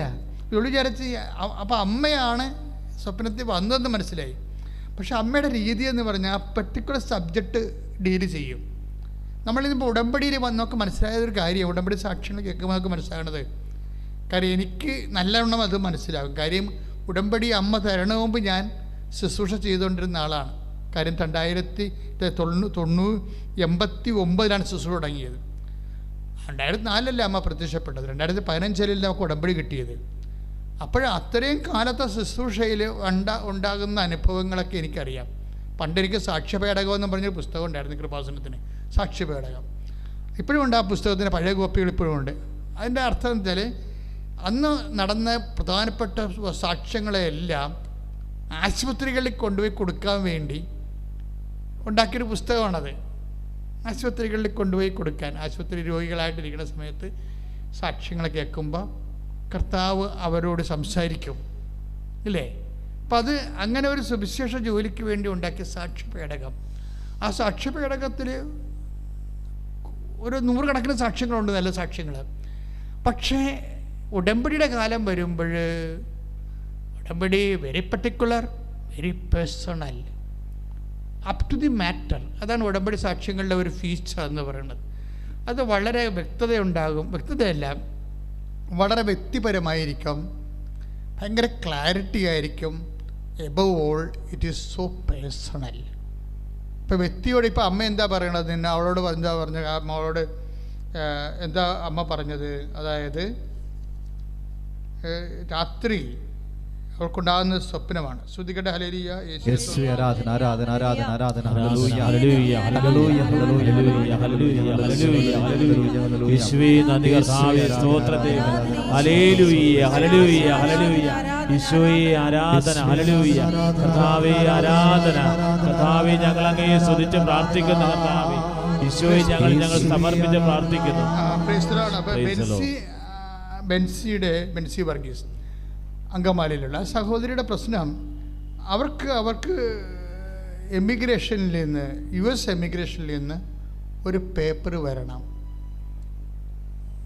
പക്ഷേ അവരോട് ഇവരുടെ ഏജൻസി അല്ല, ഇവർ പോകേണ്ട സ്ഥലത്തുള്ളവർ ഈ പേപ്പർ വന്നാൽ മാത്രമേ പ്രൊസീഡിങ്സ് നടക്കത്തുള്ളൂ, വിസ പ്രൊസീഡിങ്സ് നടക്കത്തുള്ളൂ. പക്ഷേ അത് ഇവർ വിളിക്കാൻ പറയാനുണ്ട് അങ്ങോട്ട്. അപ്പോൾ അവർ പറയുന്ന, ബെൻസി പറയുന്നതിൻ്റെ പ്രശ്നം എന്ന് വെച്ച് കഴിഞ്ഞാൽ, അവർക്ക് അമേരിക്കയിലുള്ളവർക്ക് രാത്രി, നമുക്ക് പകലാണ്. അപ്പോൾ ഞാൻ പകൽ വിളിച്ചാൽ അവർ രാത്രി ആയിരിക്കും, അവർ ഉറക്കമായിരിക്കും. അത് കാരണം ഞാൻ കുറേ ദിവസങ്ങൾ രാത്രി ഉറക്കം നിന്ന് ഇവരെ വിളിച്ച്, അവർക്ക് പകലാണല്ലോ. അപ്പോൾ ഓരോ മനുഷ്യൻ അനുഭവിക്കുന്ന പ്രശ്നങ്ങളെ അതിനാണ് അവരൊന്ന് ഉടമ്പടി ചെയ്തിരിക്കുന്നത്. അതായത് വിളിച്ചു കഴിയുമ്പോൾ അവസാനം ഒരു പ്രാവശ്യം കിട്ടിക്കഴിയുമ്പോൾ ഈ അമേരിക്കക്കാർ ബെൻസി പറയണത്, ഞാൻ പറഞ്ഞ ഇംഗ്ലീഷ് അവർക്ക് മനസ്സിലാണില്ല, അവർ പറഞ്ഞ ഇംഗ്ലീഷ് എനിക്ക് പറ്റണില്ല, എനിക്ക് മനസ്സിലാണില്ല. അപ്പോൾ വെറുതെ ലാഗിയാണ്. എല്ലാവരും അനുഭവിക്കുന്ന പ്രശ്നമാണിത്. അമേരിക്കയിലൊക്കെ ബ്രിട്ടനിലൊക്കെ പോകുന്ന എല്ലാവർക്കും അനുഭവിക്കേണ്ട പ്രശ്നമാണ്. നമുക്ക് പകൽ, അവർക്ക് രാത്രി. അതുതന്നെ ഭാഷയുടെ അവസ്ഥ. നമ്മൾ പറഞ്ഞ ഇംഗ്ലീഷ് അവർക്ക് മനസ്സിലാണില്ല, അവർ പറഞ്ഞ ഇംഗ്ലീഷ് നമുക്കും മനസ്സിലാണില്ല, പണിയായി. അവസാനം അമ്മയോട് ഇവള് പറയും, ഇവൾ ലൈറ്റൊക്കെ അതിൻ്റെ പേര് റിക്വസ്റ്റ് ഇടും. കൃപാസനത്തിലെ ഏറ്റവും വലിയ പ്രാർത്ഥനകളൊന്നാണ് ലൈറ്റൊക്കെ അതിൻ്റെ പേർ റിക്വസ്റ്റ്. അതാണ് ആൾക്കാരെ ആദ്യമായിട്ടും അമ്മ ഹൈ പറയണത്. അവിടുന്ന് അക്കൗണ്ട്, അമ്മയുമായിട്ടൊരു മരീൻ അക്കൗണ്ടാണത്. കാര്യം കയ്യെത്താത്ത ദൂരത്ത് നിൽക്കുന്ന ആൾക്കാർ, ആലപ്പുഴ എത്താനുള്ള സമയമോ സൗകര്യമോ ഇല്ലാത്ത ആൾക്കാർ അന്യ ജില്ലകളിലും അന്യ സംസ്ഥാനങ്ങളിലും അതുപോലെ തന്നെ കോണ്ടിനെൻസിലൊക്കെ പെട്ടിരിക്കുന്ന ആൾക്കാർ, അവർക്കൊരു എമർജൻസി സിറ്റുവേഷൻ ഉണ്ടായാൽ അവർ ഉടനെ ചെയ്യണ, എനിക്ക് ഉടമ്പടിയും ലൈറ്റ് ക്യാൻഡിലും ഒരുമിച്ച് അമ്മ തന്നത്. എനിക്കറിയാതെ, എനിക്ക് ശരിക്കും പറഞ്ഞാൽ കമ്പ്യൂട്ടർ അറിയണ ആളല്ല ഞാൻ. പക്ഷേ കാര്യങ്ങളൊക്കെ മനസ്സിലാകും, കാര്യങ്ങൾ കൈകാര്യം ചെയ്യും. പക്ഷേ എനിക്കതിൻ്റെ ടെക്നിക്കൽ വശമോ എൻജിനീയറിംഗ് വശമോ ഒന്നും അറിയത്തില്ല. ഞാൻ ഈ സാധനം പഠിച്ചിട്ടില്ല. പക്ഷേ എനിക്ക് പഠിക്കണതിന് തന്നെ വളരെ ഇവിടെ ഉള്ള പ്രവർത്തകർ തന്നെ വളരെ എഡ്യൂക്കേറ്റഡാണ് ഇതിൻ്റെ അകത്ത് ഉള്ളവർ. അപ്പോൾ പിന്നെ ഞാൻ പിന്നെ അതിനുവേണ്ടി പഠിക്കേണ്ട ആവശ്യമില്ല, എനിക്കില്ല, ഇതുവരെ വന്നിട്ടുമില്ല. എല്ലാവർക്കും ഓഫീസും ചെയ്തു തരുന്നുണ്ട്. അപ്പോൾ ഞാൻ പിന്നെ അതിന് ഇൻട്രസ്റ്റ് എടുത്തിട്ടില്ല. പക്ഷേ എന്താ പ്രശ്നം, എങ്കിലും ഞാനെനിക്ക് ഈ കമ്പ്യൂട്ടർ സെർച്ച് ചെയ്തുന്ന സമയത്ത് എനിക്ക് ലിങ്ക് കിട്ടിയിട്ട് എനിക്ക് മനസ്സിലായി ഇത് എന്തോ പ്രാർത്ഥനയുടെ ലിങ്കാണ്. ഞാൻ ലിങ്ക് എടുത്തിട്ട് കമ്പ്യൂട്ടർ എഞ്ചിനീയറിന് കൊടുത്ത് പറഞ്ഞു, ഇത് എനിക്ക് ആൾക്കാരെ പ്രാർത്ഥിക്കുമ്പോൾ ഉടനെ തിരികെ എത്തണം മാതാവിൻ്റെ മുമ്പിൽ. ആൾക്കാരെ പ്രാർത്ഥിക്കുമ്പോൾ അവരുടെ പേരൊരു തിരികെ എത്തണം ഇവിടെ, ആ പേരെഴുതി കാണിക്കണം. അതായത് ഞാൻ ഈ ഡിക്സൺ എന്ന് പറഞ്ഞ എൻ്റെ സഹോദരന്, അങ്ങനെയാണ് കമ്പ്യൂട്ടർ കാര്യം ചെയ്യേണ്ടത്, എഞ്ചിനീയറിംഗ് കാര്യം ചെയ്യണം. അദ്ദേഹത്തെ സമർപ്പ് ഞാൻ ജോമാല ചെയ്യും. കാരണം മാതാവ് ഞാൻ ഉദ്ദേശിച്ച കാര്യം അയാൾക്കിത് പറഞ്ഞു കൊടുക്കണമെന്ന്, ഞാൻ ഉദ്ദേശിച്ച കാര്യം അയാൾക്ക് പറഞ്ഞു കൊടുക്കണമെന്ന്. കാര്യം അപ്പം അങ്ങനെ അഭിഷേകം കിട്ടുമല്ലോ അതിൻ്റെ അകത്ത്. അപ്പം അങ്ങനെ പറഞ്ഞു. ഒരു ദിവസം കഴിഞ്ഞപ്പോൾ എന്നെ വിളിച്ച് പറഞ്ഞു, അച്ചായി നമുക്ക് ചെയ്യാമെന്ന് പറഞ്ഞു. അപ്പോൾ ഞാൻ എന്നിട്ട് ഈ ലൈറ്റ് ക്യാൻഡിൽ അടിക്കുമ്പോൾ അവരുടെ കാര്യങ്ങൾ പറയുമ്പോൾ അവരുടെ പേരും തിരിയുമായിട്ട് മാതാവിന് മുമ്പിൽ 10 മിനിറ്റ് കയറാം, 10 ദിവസം കത്തി നിൽക്കും. അപ്പോൾ ഞാനങ്ങനെ ഓർത്ത്, ഇത് ചുമ്മാ ഒരു കമ്പ്യൂട്ടർ ടെക്നിക്കായിട്ട് ആൾക്കാർക്ക് തെറ്റിദ്ധരിക്കുമോ? ഞാൻ ഭയങ്കര ആവേശത്തിലാണ് അമ്മ എനിക്ക് അഭിഷേകം തന്നിട്ട് ഞാൻ പറയണത്. ഇത് ചുമ്മാ ഇങ്ങനെ കമ്പ്യൂട്ടറെ കുത്തി പേരിട്ട് കഴിഞ്ഞാൽ ഉടനെ തിരി തെളിയുമ്പോൾ ഉടനെ ദൈവം കേൾക്കുക എന്ന് ആരെങ്കിലും യുക്തിവാദം ചിന്തിച്ചാൽ എന്ത് ചെയ്യും? ഞാൻ ഈ വിഷയം അമ്മയോട് പറയാം, അമ്മേ ആൾക്കാർ തെറ്റിദ്ധരിക്കാൻ സാധ്യതയുണ്ട്. കാര്യം തിരി കത്തിക്കുമ്പോൾ ഇതൊരു കമ്പ്യൂട്ടർ കളി പോലെ വരുക, മൊത്തം കളിയാണല്ല. അങ്ങനെ വന്നു കഴിഞ്ഞാൽ നമ്മുടെ സത്യാവസ്ഥകളെ ചോദ്യം ചെയ്യപ്പെടും. അതെനിക്ക് സങ്കടമാണ്. അപ്പോൾ ഞാൻ അമ്മയോട് എൻ്റെ മനസ്സിലുണ്ടാകണം എല്ലാം ഞാൻ അതുപോലെ പറയും. നിങ്ങൾ എൻ്റെ ഈ പ്രസംഗം കേൾക്കുമ്പോൾ നിങ്ങളും ഇതുപോലെ ഈ ഫോർമാറ്റിലായിട്ട് പ്രയർ കമ്മ്യൂണിക്കേഷൻ കൊണ്ടുവരണം. കാര്യം നമ്മൾക്ക് എന്തായാലും അമ്മയോട് ഉള്ളതുപോലെ അങ്ങോട്ട് നമുക്കറിയാവുന്ന ഭാഷ കൺവേ ചെയ്യണം. അത് ഭയങ്കരമായ മറുപടി ഉണ്ടാകും. കാര്യം നമ്മുടെ ജീവിതം കറക്റ്റാണെന്നുണ്ടെങ്കിൽ ഇതൊക്കെ കൃത്യമായിട്ട് മറുപടി പറഞ്ഞുകൊണ്ടിരിക്കും ദൈവം. അപ്പോൾ എന്താ പ്രശ്നം വെച്ച് കഴിഞ്ഞാൽ, ജീവിതം കറക്റ്റെന്ന് ഞാൻ പറയുന്നത് കാശ് നമുക്കും തെറ്റിപ്പോകും, അതല്ല പ്രശ്നം. ബോധപൂർവം നമ്മളെ തെറ്റിലേക്ക് വീഴാത്ത ശ്രദ്ധ ഉണ്ടാക്കണം. മനുഷ്യന്മാരാണ് ചിലപ്പോൾ അറിഞ്ഞും അറിയാതെയൊക്കെ കുറേ തെറ്റുകളൊക്കെ ഉണ്ട്. അറിയാതെ തെറ്റുണ്ടായാൽ പോലും ശിക്ഷിക്കുമെന്ന് വചനം പറഞ്ഞിട്ടുണ്ട്. 19-ാം സങ്കീർത്തനത്തിൽ പറഞ്ഞിട്ടുണ്ട്, എൻ്റെ അറിയാത്ത തെറ്റുകൾ എന്നോട് ക്ഷമിക്കണമേ. അപ്പോൾ അറിയാത്ത തെറ്റുകളുണ്ട്. അറിയാത്ത തെറ്റുകൾ അറിയാത്ത കൊണ്ടല്ലേ എന്ന് പറഞ്ഞിട്ട് കാര്യമില്ല. കാര്യം ഈ മനുഷ്യത്വത്തിൻ്റെ ആ കോൺഷ്യസിൽ ദൈവം തെറ്റും ശരിയും എല്ലാം നേരത്തെ കൊടുത്തിട്ടുണ്ട്. അതിന് ജാതിയും മതവും ഇതൊന്നുമില്ല. തെറ്റിനും ശരിക്കും എല്ലാ മനുഷ്യന്മാർക്കും അതല്ലേ മനസാക്ഷി തന്നെയാണ് അവിടെ നിയമം എന്നൊക്കെ സെൻറ്റ് പോൾ പറഞ്ഞത്. എന്താണ് നിയമം ലഭിച്ചിട്ടില്ലെങ്കിൽ വിജാതീയരായ അക്രൈസ്തവരായ സഹോദരങ്ങൾക്ക് അവരുടെ മനസാക്ഷി തന്നെയാണ് നിയമമെന്ന് പറയും. ക്രിസ്തുവിനെ കണ്ടെത്തുന്നവരെ ക്രിസ്തുവാണ് മനുഷ്യത്വത്തിന് എത്തിച്ചേരാവുന്ന ഏറ്റവും വലിയ റിവൈസ്ഡ് ആയിട്ടുള്ള ഏറ്റവും വലിയ ഫോം. അപ്പോൾ അതുകൊണ്ട് എൻ്റെ സഹോദരങ്ങളെ, കൊളോക്കിയൽ കമ്മ്യൂണിക്കേഷൻസ് ഭയങ്കര പേഴ്സണൽ ബന്ധത്തിൻ്റെ ഭാഗമാണ്. അപ്പോൾ ഞാൻ അമ്മയോട് പറഞ്ഞു, അമ്മ ഇതൊക്കെ ടെക്നിക്ക് പ്രെയറായിട്ട് ആൾക്കാർക്ക് തോന്നും. കാര്യങ്ങൾ ശരിയാണ്, ഭയങ്കര അവിടെ അഭിഷേകം കിട്ടുന്നുണ്ട്. അപ്പോൾ അമ്മ എന്നോട് അന്ന് പറഞ്ഞത് എന്താണെന്ന് അറിയാമോ? അതായത് അമ്മേൻ്റെ മനസ്സിൽ തന്നിരിക്കുന്ന ചിന്തയെന്ന് പറയണത്, ചിന്തയല്ല, ബോധ്യം. കാര്യം നമുക്ക് ചിന്തയായിട്ടല്ല വരണത്, എപ്പോഴും ബോധ്യമായിട്ടാണ് വരണത്. ദൈവത്തിൻ്റെ എല്ലാ കാര്യങ്ങളും ബോധ്യം, അങ്ങോട്ടും ഇങ്ങോട്ടും അതായിരിക്കുമോ ഇതായിരിക്കുമോ അങ്ങനെയൊക്കെ തോന്നിയതാണോ അല്ലതാണോ അങ്ങനെ ഇങ്ങനെ അഴകുഴമ്പം പരിപാടിയൊന്നുമില്ല. നമുക്കുള്ള കൺവിക്ഷനാണ്, ഫേം കൺവിഷൻ. ദൈവമായിട്ടുള്ള ഇൻട്രാക്ഷനിൽ നമുക്ക് ലഭിക്കുന്നത് ഫേം കൺവിഷനാണ്. എന്നുവെച്ചാൽ കറ കളഞ്ഞ ബോധ്യം കിട്ടും. ഇപ്പം അമ്മ എന്നോട് പറഞ്ഞെന്താ പറയാമോ, എടാ അത് എന്ന് വെച്ചാൽ കൃപാസനത്തിൻ്റെ വർഷങ്ങളായിട്ടുള്ള പ്രാർത്ഥനകൾ അതാണ് ഇതിൻ്റെ ആസ്തി. അയ്യോ, അത് കേട്ടോടുകൂടിയാണ് ഞാൻ ഞെട്ടിപ്പോയി, സന്തോഷമായി. അതായത് കൃപാസനത്തിലെ നീ ബ്ലെസ്സിങ്സ്, നീ അഭിഷേകം മേടിച്ചതിന് ശേഷം ഇന്ന് വരെ ജനങ്ങളെ കൊണ്ട് പ്രാർത്ഥിപ്പിച്ചിരിക്കുന്നത്. അപ്പോൾ അഖണ്ഡ ജപമാലയല്ലേ ഇവിടെ നിന്നല്ലേ പറഞ്ഞത്. ഇപ്പോൾ അഖണ്ഡ ജപമാല ചെല്ലുന്ന ഒരു വ്യവസായൻ ഇവിടെ കൊണ്ടുവന്നിട്ട് വർഷങ്ങളോളം രാത്രിയും പകലും ജപമാല ഉണ്ടായിരുന്ന അത് കൃപാസനത്തിൻ്റെ ആധ്യാത്മിക ആസ്തിയാണ്. കടലോരത്ത് 10 കൊല്ലം കടലിൽ കൺവെൻഷൻ നടത്തി. കടലിൽ കൺവെൻഷൻ നടത്തുമ്പോൾ ഞാൻ കൊച്ചി തൊട്ട് 2 മാസം 60 ദിവസം പുന്നപ്പറ വരെ ഓരോ സന്ധ്യയ്ക്കും പോയിട്ട് കടപ്പുറത്തേക്ക് ഓരോ യോഗം വിളിച്ചിട്ട് മധ്യസ്ഥ പ്രാർത്ഥന നടത്തി അവിടെ പ്രസംഗിച്ച് അതെല്ലാം സുവിശേഷ പ്രകടനം 10 കൊല്ലം ചെയ്ത്. അതിൻ്റെ ഇടയ്ക്കാണ് ഈ 10,000 കണക്കിന് ആൾക്കാരുടെ കൺവെൻഷൻ. അതിന് കൃപാസനം ഇവിടെ തുടങ്ങിയപ്പോഴും ഈ 365 ദിവസം പ്രാർത്ഥിച്ചിട്ടുണ്ട്. ഓരോ ഗ്രൂപ്പുകൾ വന്നിട്ട് 365 ദിവസവും 24 മണിക്കൂറും ഇതെല്ലാം ആസ്തിയാണ്. അപ്പം ഇതിൻ്റെ ആസ്തി ഭയങ്കരമാണ്.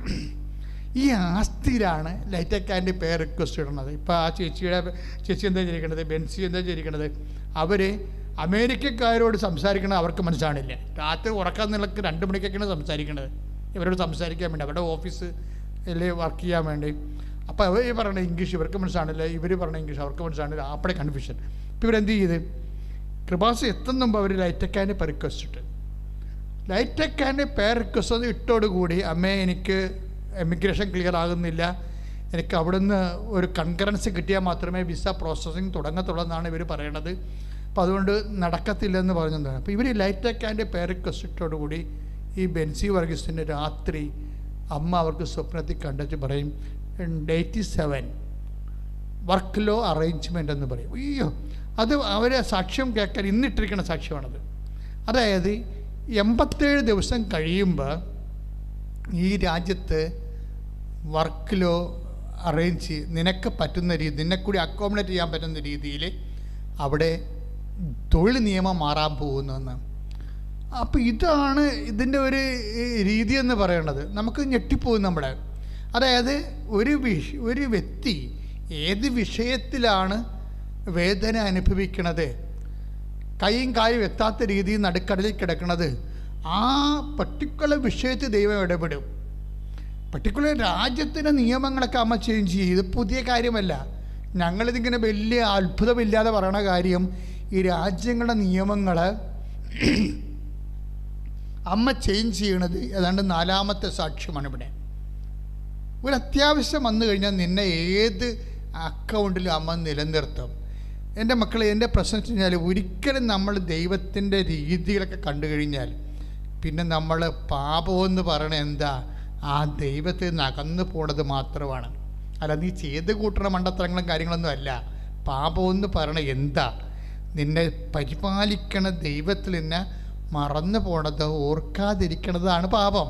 ശരിക്കും ഞാൻ മുമ്പ് എന്താ പറഞ്ഞത്, പാപം എന്ന് പറയണത് മനുഷ്യത്വത്തിനെതിരായി വരുന്ന എല്ലാ പാപം, അത് ജനറലാണ്. ഇത് പെർട്ടിക്കുലറായിട്ട് വരുമ്പോൾ എന്താ പറയുക, പാപം എന്ന് പറയണത് നിന്നെ ഇതുപോലെ സ്നേഹിക്കണ ദൈവത്തിനും കുറിച്ച് ഓർക്കാണ്ട് ഓരോ കാര്യങ്ങൾ ചെയ്ത് കൂട്ടത്തില്ലേ, ഓർക്കാണ്ട് ദൈവത്തിന് ഓർക്കാണ്ട്. ഇന്നലെ എൻ്റെ ഒരു സഹപ്രവർത്തകൻ എന്നെ വിളിച്ചു. ഒരു ചെറിയ അങ്ങേരുടെ തോട്ടത്തിലൊരു ചെറിയ അടിയുണ്ടായി. അപ്പോൾ എന്നോട് ചോദിച്ചു, ഞാനേ ഒരു റിവോൾവറിൻ്റെ ലൈസൻസിന് വേണ്ടി അപേക്ഷിക്കാൻ പോവുകയാണ്. ഞാൻ പറഞ്ഞു എന്തിനാ, ഷൂട്ട് ചെയ്യാനാണ്. അപ്പോഴേ കർത്താവിനോട് പറഞ്ഞ് അവനോട് പറയണം, ആത്മാവിൽ തുടങ്ങിയിട്ട് ശരീരത്തിൽ അവസാനിപ്പിക്കരുതെന്ന്. ബൈബിളിലുണ്ടാകുന്ന സാധനമാണ്, ബൈബിളൊരു വാക്കാണത്. ആത്മാവിൽ തുടങ്ങും പലരും, പക്ഷേ ലോകത്തിൻ്റെ ഇവിടെ മനുഷ്യനെ പൊറുപ്പിക്കത്തില്ല. വഴിയെ പോണവനും കയറി നമ്മളെ ഞൊണ്ടിച്ചും പോകും. അപ്പം അങ്ങനെ വരുമ്പോൾ നമ്മൾ അലർജറ്റിക്കാവും.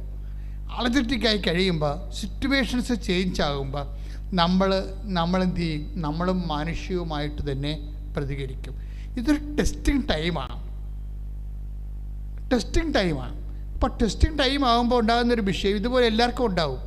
നിന്നെ ഒരു ഘട്ടം കഴിയുമ്പോൾ നീ വളർന്നു, നീ ദൈവത്തിൻ്റെ കൂടെയാണോ, നീ ദേവാലയത്തിൽ പോകുന്നുണ്ട്, കുർബാന കൂടുന്നുണ്ട്, കുർബാന സ്വീകരിക്കുന്നുണ്ട് ഒക്കെ വരുമ്പോൾ നീ ഓർക്കും നീ ഒക്കെയാണ് ഇതാണ് ക്രിസ്തീയ ജീവിതമെന്ന് നീ വിചാരിക്കും. ഉടനെ നീ എവിടം വരെ എത്തിയെന്നുള്ളത് അറിയിക്കാൻ വേണ്ടി പെട്ടെന്ന് കർത്താവ് അടുത്ത ഒരു പാഠം തുടങ്ങും, അടുത്തൊരു സിലബസ് തുടങ്ങും. വഴിയെ പോകണമെന്ന് നമ്മുടെ താടിക്കടി തട്ടിച്ചും പോകും. വെറുതെ ഒരു കാര്യമില്ലേ? അവൻ്റെ പുറകെ നമ്മൾ കവളം മടലും കൊണ്ട് ഓടും, അവനെ ഒലയ്ക്കും കൊണ്ടോടും. വെറുതെ നിന്ന് നമ്മുടെ അല്ലേ ചുമ്മാ ചൊറിച്ചും പോയത്. എന്നാൽ അവനിട്ട് തിരിച്ച് പണി കൊടുക്കാമെന്ന് പറഞ്ഞുകൊണ്ട് അവനെ കിട്ടില്ല, അവൻ അനിയനിട്ടെങ്ങും തട്ടിച്ചും പോകും. തട്ടി മിസ് നമ്മൾ വീണ്ടും എണിയും പാമ്പും കളിയാണത്. നമ്മളെ വീണ്ടും പാമ്പ് കൊത്തി കൊണ്ടുവന്ന് രണ്ടേ വെക്കും. ഒയ്യോ, എന്ത് കഷ്ടപ്പെട്ട് ഏണിയൊക്കെ 99-ലായതാ. പക്ഷെ ഒരു പ്രതിയോഗി വരണ സമയത്ത് നമ്മൾ കർത്താവ് പറയും, നീ ഇങ്ങനെ ആയത് പതയാണിത്, ഇത് പതയാണ്. നമ്മൾ പാലൊക്കെ എടുക്കുമ്പോൾ ചായയൊക്കെ എടുക്കില്ലേ, ചായ ഇങ്ങനെ എടുക്കത്തില്ലേ, ഇങ്ങനെ വീശുമ്പോൾ ചായ ഇങ്ങനെ വീശി കഴിയുമ്പോൾ എങ്ങനെ കൊണ്ടുവന്ന് ടക്ക് എന്ന് പറഞ്ഞൊരു വെപ്പൊക്കെ വെക്കും നമ്മുടെ അല്ലേ ചായക്കടയിൽ. നമ്മളെ സി ക്ലാസ് കടയിലൊക്കെ ചെന്ന് കഴിഞ്ഞാൽ അവർ കൊണ്ടുവന്ന് അത് വില്ലേജ് മോഡലിൽ കൊണ്ടുവന്ന് ചായ വെക്കും. അപ്പം ഈ വലിയപ്പന്മാർ ചായ കുടിച്ചിട്ട് പറയവേ, എന്നെയാണ് ഇത് മുഴുവൻ പതയാണല്ലോ എന്ന് പറയും. അപ്പോൾ കടക്കാരൻ പറയും, ആ പതേ മര്യാദക്ക് ഒന്ന് വടച്ച് കളഞ്ഞാൽ മതി, ചായ കിട്ടിക്കൊള്ളൂ എന്ന് പറയും. നിങ്ങൾ തന്നെ കാശുകൊണ്ട് സാധനം അതിനകത്തുണ്ട്. പിന്നെ എന്താണ്, ഇപ്പം വീത്തി പതയാക്കിയതാണ്. പല ആധ്യാത്മികതയും വീത്തി പതയാക്കിയതാണ്, പത കളയാനുള്ള സാധനമാണ്. ഇപ്പം നിൻ്റെ ആധ്യാത്മികതയിൽ ഇതുപോലൊരു ഇഷ്യൂ വന്നു കഴിഞ്ഞാൽ അതിൻ്റെ അർത്ഥം പത കളയാൻ സമയമായി. നീ വിചാരിക്കണ ചായ വക്ക് വരെ ഉണ്ടെന്ന് പറയണത് മുക്കാലേ ഉള്ളു, കാൽ ഗ്ലാസ് പതയാണ്. അതാണ് സംഭവം. ഈ പതയാണ് എന്ന് നമ്മളെ ഓർപ്പിക്കാൻ വേണ്ടി ഇടയ്ക്ക് ഇതുപോലെ ഇഷ്യൂസ് ഉണ്ടായിക്കൊണ്ടിരിക്കും. നമ്മളുണ്ടാക്കണമെന്ന് നിർബന്ധമില്ല. കർത്താവ് ഈ ഇഷ്യൂ ഉണ്ടാക്കിക്കൊണ്ടിരിക്കും, ദൈവം തന്നെ ഉണ്ടായിക്കൊണ്ടിരിക്കും. എന്ന് വെച്ച് കഴിഞ്ഞാൽ ദൈവത്തോട് നമ്മളൊരു ഗുസ്തിക്ക മൽപ്പിടുത്തത്തിന് തയ്യാറാക്കണ രീതിയിൽ ദൈവം ചുമ്മാ തോണ്ടും. ചുമ്മാ അവിടെയൊക്കെ തോണ്ടും. യാക്കോബിനൊക്കെ തോണ്ടിയത് എങ്ങനെയല്ലേ? ആ മര്യാദക്ക് ഭാര്യയും മക്കളെ കൊണ്ട് അപ്പുറത്ത് ജാബോക്ക് നദിക്കടയിൽ അപ്പുറത്താക്കിയിട്ട് ഇപ്പുറത്ത് വന്ന് ഒരു കല്ലും തലയെ വെച്ച് കിടന്ന് ഉറങ്ങിയ സമയത്ത് അവനെ വന്ന് കാലുപടക്കി ഇടിച്ചു. വല്ല കാര്യമുണ്ടാ? ഒരു കാര്യമില്ല. യാക്കോബിനെ പ്രകോപിക്കേണ്ട ഒരു കാര്യമില്ല. വെറുതെ അവൻ്റെ ഉത്തരവാദിത്തമൊക്കെ നിറവേറ്റി യേശാവുമായിട്ടൊക്കെ ഒരു കോംപ്രമൈസൊക്കെ എത്തി. യേശാവില്ലേ അവർ ചേട്ടനെ പറ്റിച്ചാലാവും പോകുന്നത്. അപ്പോൾ ഒരു കോംപ്രമൈസൊക്കെ എത്തിയാൻ വേണ്ടി മനസ്സിന് സമാധാനമൊക്കെ ഒരു പുതിയ ജീവിതം സ്വന്തം നാട്ടിൽ പോയി തുടങ്ങാൻ പോവുകയാണ്. അതിൻ്റെ ഭാഗമായിട്ടാണ് ഇവരെ കൊണ്ടുപോയി ഭാര്യൻ അപ്പുറത്താക്കി, മക്കളെ അപ്പുറത്താക്കി, കന്നുകാലെ അപ്പുറത്താക്കി, യാക്കോബ് ഇപ്പുറത്ത് വന്ന് സ്വസ്ഥമായിട്ട് ഈ മക്കളുടെ അവരെ കലവിലാതൊന്നും ഇല്ലാതെ ഒന്ന് ഉറങ്ങാൻ വേണ്ടി കിടക്കിയ പുള്ളി ഉറങ്ങി കാണത്തില്ല. പല ദിവസങ്ങളായിട്ട് ഈ യേശാവിന് വേണ്ടിയുള്ള പശുവിനെ 40 പശു, അതുപോലെ തന്നെ 150 ആടെന്നൊക്കെ പറഞ്ഞ് ഇതിനൊക്കെ തിരിക്കണയിൽ എണ്ണിക്കൂട്ടി തിരിക്കുന്ന ഒരു കണ്ടീഷനിലായിരുന്നു. അപ്പോൾ അതിൻ്റെ പുള്ളിക്ക് ഉറങ്ങാൻ പറ്റിയിട്ടില്ല. അതിൻ്റെ പുള്ളിക്ക് ഉറങ്ങാൻ വേണ്ടി ഇതിനെല്ലാത്തിനും ഇവരുടെ കലാവിലെ ആടിൻ്റെ സ്വരവും പശുവിൻ്റെ സ്വരവും ഒട്ടകത്തിൻ്റെ അമറലും എല്ലാം കൂടി കേട്ട് പുള്ളിക്ക് ഉറക്കാൻ പറ്റും. അത് കാരണം ഇതിനെല്ലാത്തിനും നദി കടത്തി അപ്പുറത്താക്കിയിട്ട് പുള്ളി ഇപ്പുറത്ത് ഒറ്റയ്ക്ക് വന്ന് മര്യാദക്കൊന്ന് ഉറങ്ങാമെന്ന് ആയപ്പോൾ തന്നെ ദൈവം രാത്രി വന്നിട്ട് ഒരു തലവിടൊക്കെ ഇടിച്ച്, വെറുതെ കിടന്ന തലവിടൊക്കെ ഇടിച്ച് അവൻ ചാടി എന്നിട്ട് പിടുത്തമായി പിടിച്ച് അവസാനം ഈ രംഗം എൻ്റെ ഒത്തിപ്പാൻ്റെ ഫോട്ടിനോടുമ്പോൾ നമ്മൾ കാണുന്നത് യാക്കോബ് ഇങ്ങനെ മുടന്തി പോണ കാണുന്നത്. ഇപ്പം ആവശ്യമില്ലാത്ത എന്താ സംഭവിച്ചു കഴിഞ്ഞാൽ യാക്കോബ് ഏതാണ്ട് കൈകാര്യം ചെയ്തു, തൻ്റെ ബുദ്ധി കൈകൊണ്ട് യേശാവിനെ കൈകാര്യം ചെയ്തു എന്ന് പുള്ളിക്കൊരു തോന്നൽ. ദൈവത്തിന് ഒരു നിമിഷം അയാൾ മറന്നുപോയി. അയാളുടെ കഴിവ് കൊണ്ട് ചേട്ടായിയുമായിട്ടുണ്ടായിരുന്ന പ്രശ്നം സെറ്റ് ചെയ്തു. അപ്പോൾ യാക്കോബിന് 2 ഭാര്യമാരും അവരുടെ 12 പിന്നെ അവരുടെ സർവൻസിലുണ്ടാകുന്ന മക്കൾ, അങ്ങനെ 12 മക്കളുണ്ട്. അപ്പോൾ സമർത്ഥമായ ഒരു കുടുംബവും അതിനെ പോറ്റാനുള്ള പൊന്നും എല്ലാം എന്നെ പെണ്ണും അവിടെ പെണ്ണുമ്പിള്ളവെല്ലാം കള്ളികളായിരുന്നു. ആ വീട്ടിൽ നിന്ന് വരുമ്പോൾ അവർക്ക് സീതനം കിട്ടാഞ്ഞ കാരണം അമ്മാവൻ്റെ ഇടയ്ക്ക് നിന്ന് മാക്സിമം അപ്പൻ്റെ ഇടയ്ക്ക് നിന്ന് അടിച്ചുകൊണ്ടാണ് പോകുന്നത്. ആങ്ങളുടെ കടിച്ചുകൊണ്ടാണ് പോകുന്നത്. ഇപ്പം ലേയയും ഫസ്റ്റാണ്, റാഹേലും ഫസ്റ്റാണ്. കാര്യം അവിടെ അങ്ങനെ ചെയ്തിട്ടാണ്. കാര്യം അയാൾ അതിൻ്റെക്കാൾ അർക്കിസ് പാർട്ടിയായിരുന്നു. ലാബാൻ എന്ന് പറഞ്ഞ ആൾ എനിക്ക് എത്രയോ വർഷം പണി ചെയ്തിട്ടാണ് ഇവനെ ഈ പരുവത്തിലാക്കി കളഞ്ഞത്. അവസാനം ദൈവം ഇവനെ അനുഗ്രഹിച്ച്. പക്ഷേ ഇങ്ങനെയൊക്കെയാണെങ്കിൽ ഇതെല്ലാം തൻ്റെ കഴിവ് കൊണ്ടാണെന്നൊക്കെ ചിന്തിച്ച് ദൈവത്തിനെ അവോയ്ഡ് ചെയ്ത് കളഞ്ഞ് യാക്കോബ്. അപ്പോഴാണ് പിടുത്തം വന്നത്. ഇതുപോലെ ദൈവം ചിലപ്പോൾ ഒരു പിടുത്തം വരും നമ്മുടെ ജീവിതത്തിൽ. ഈ പിടുത്തത്തിൽ ശരിക്കും പറഞ്ഞാൽ പിടിക്കാൻ നിൽക്കാതിരിക്കുകയായിരിക്കും നല്ലത്. കാര്യം ഈ പിടിച്ചു കഴിഞ്ഞാൽ എപ്പോഴായാലും നമ്മുടെ എളി ഉളുക്കുമെന്ന കാര്യത്തിൽ യാതൊരു ഡൗട്ടും ഇല്ല.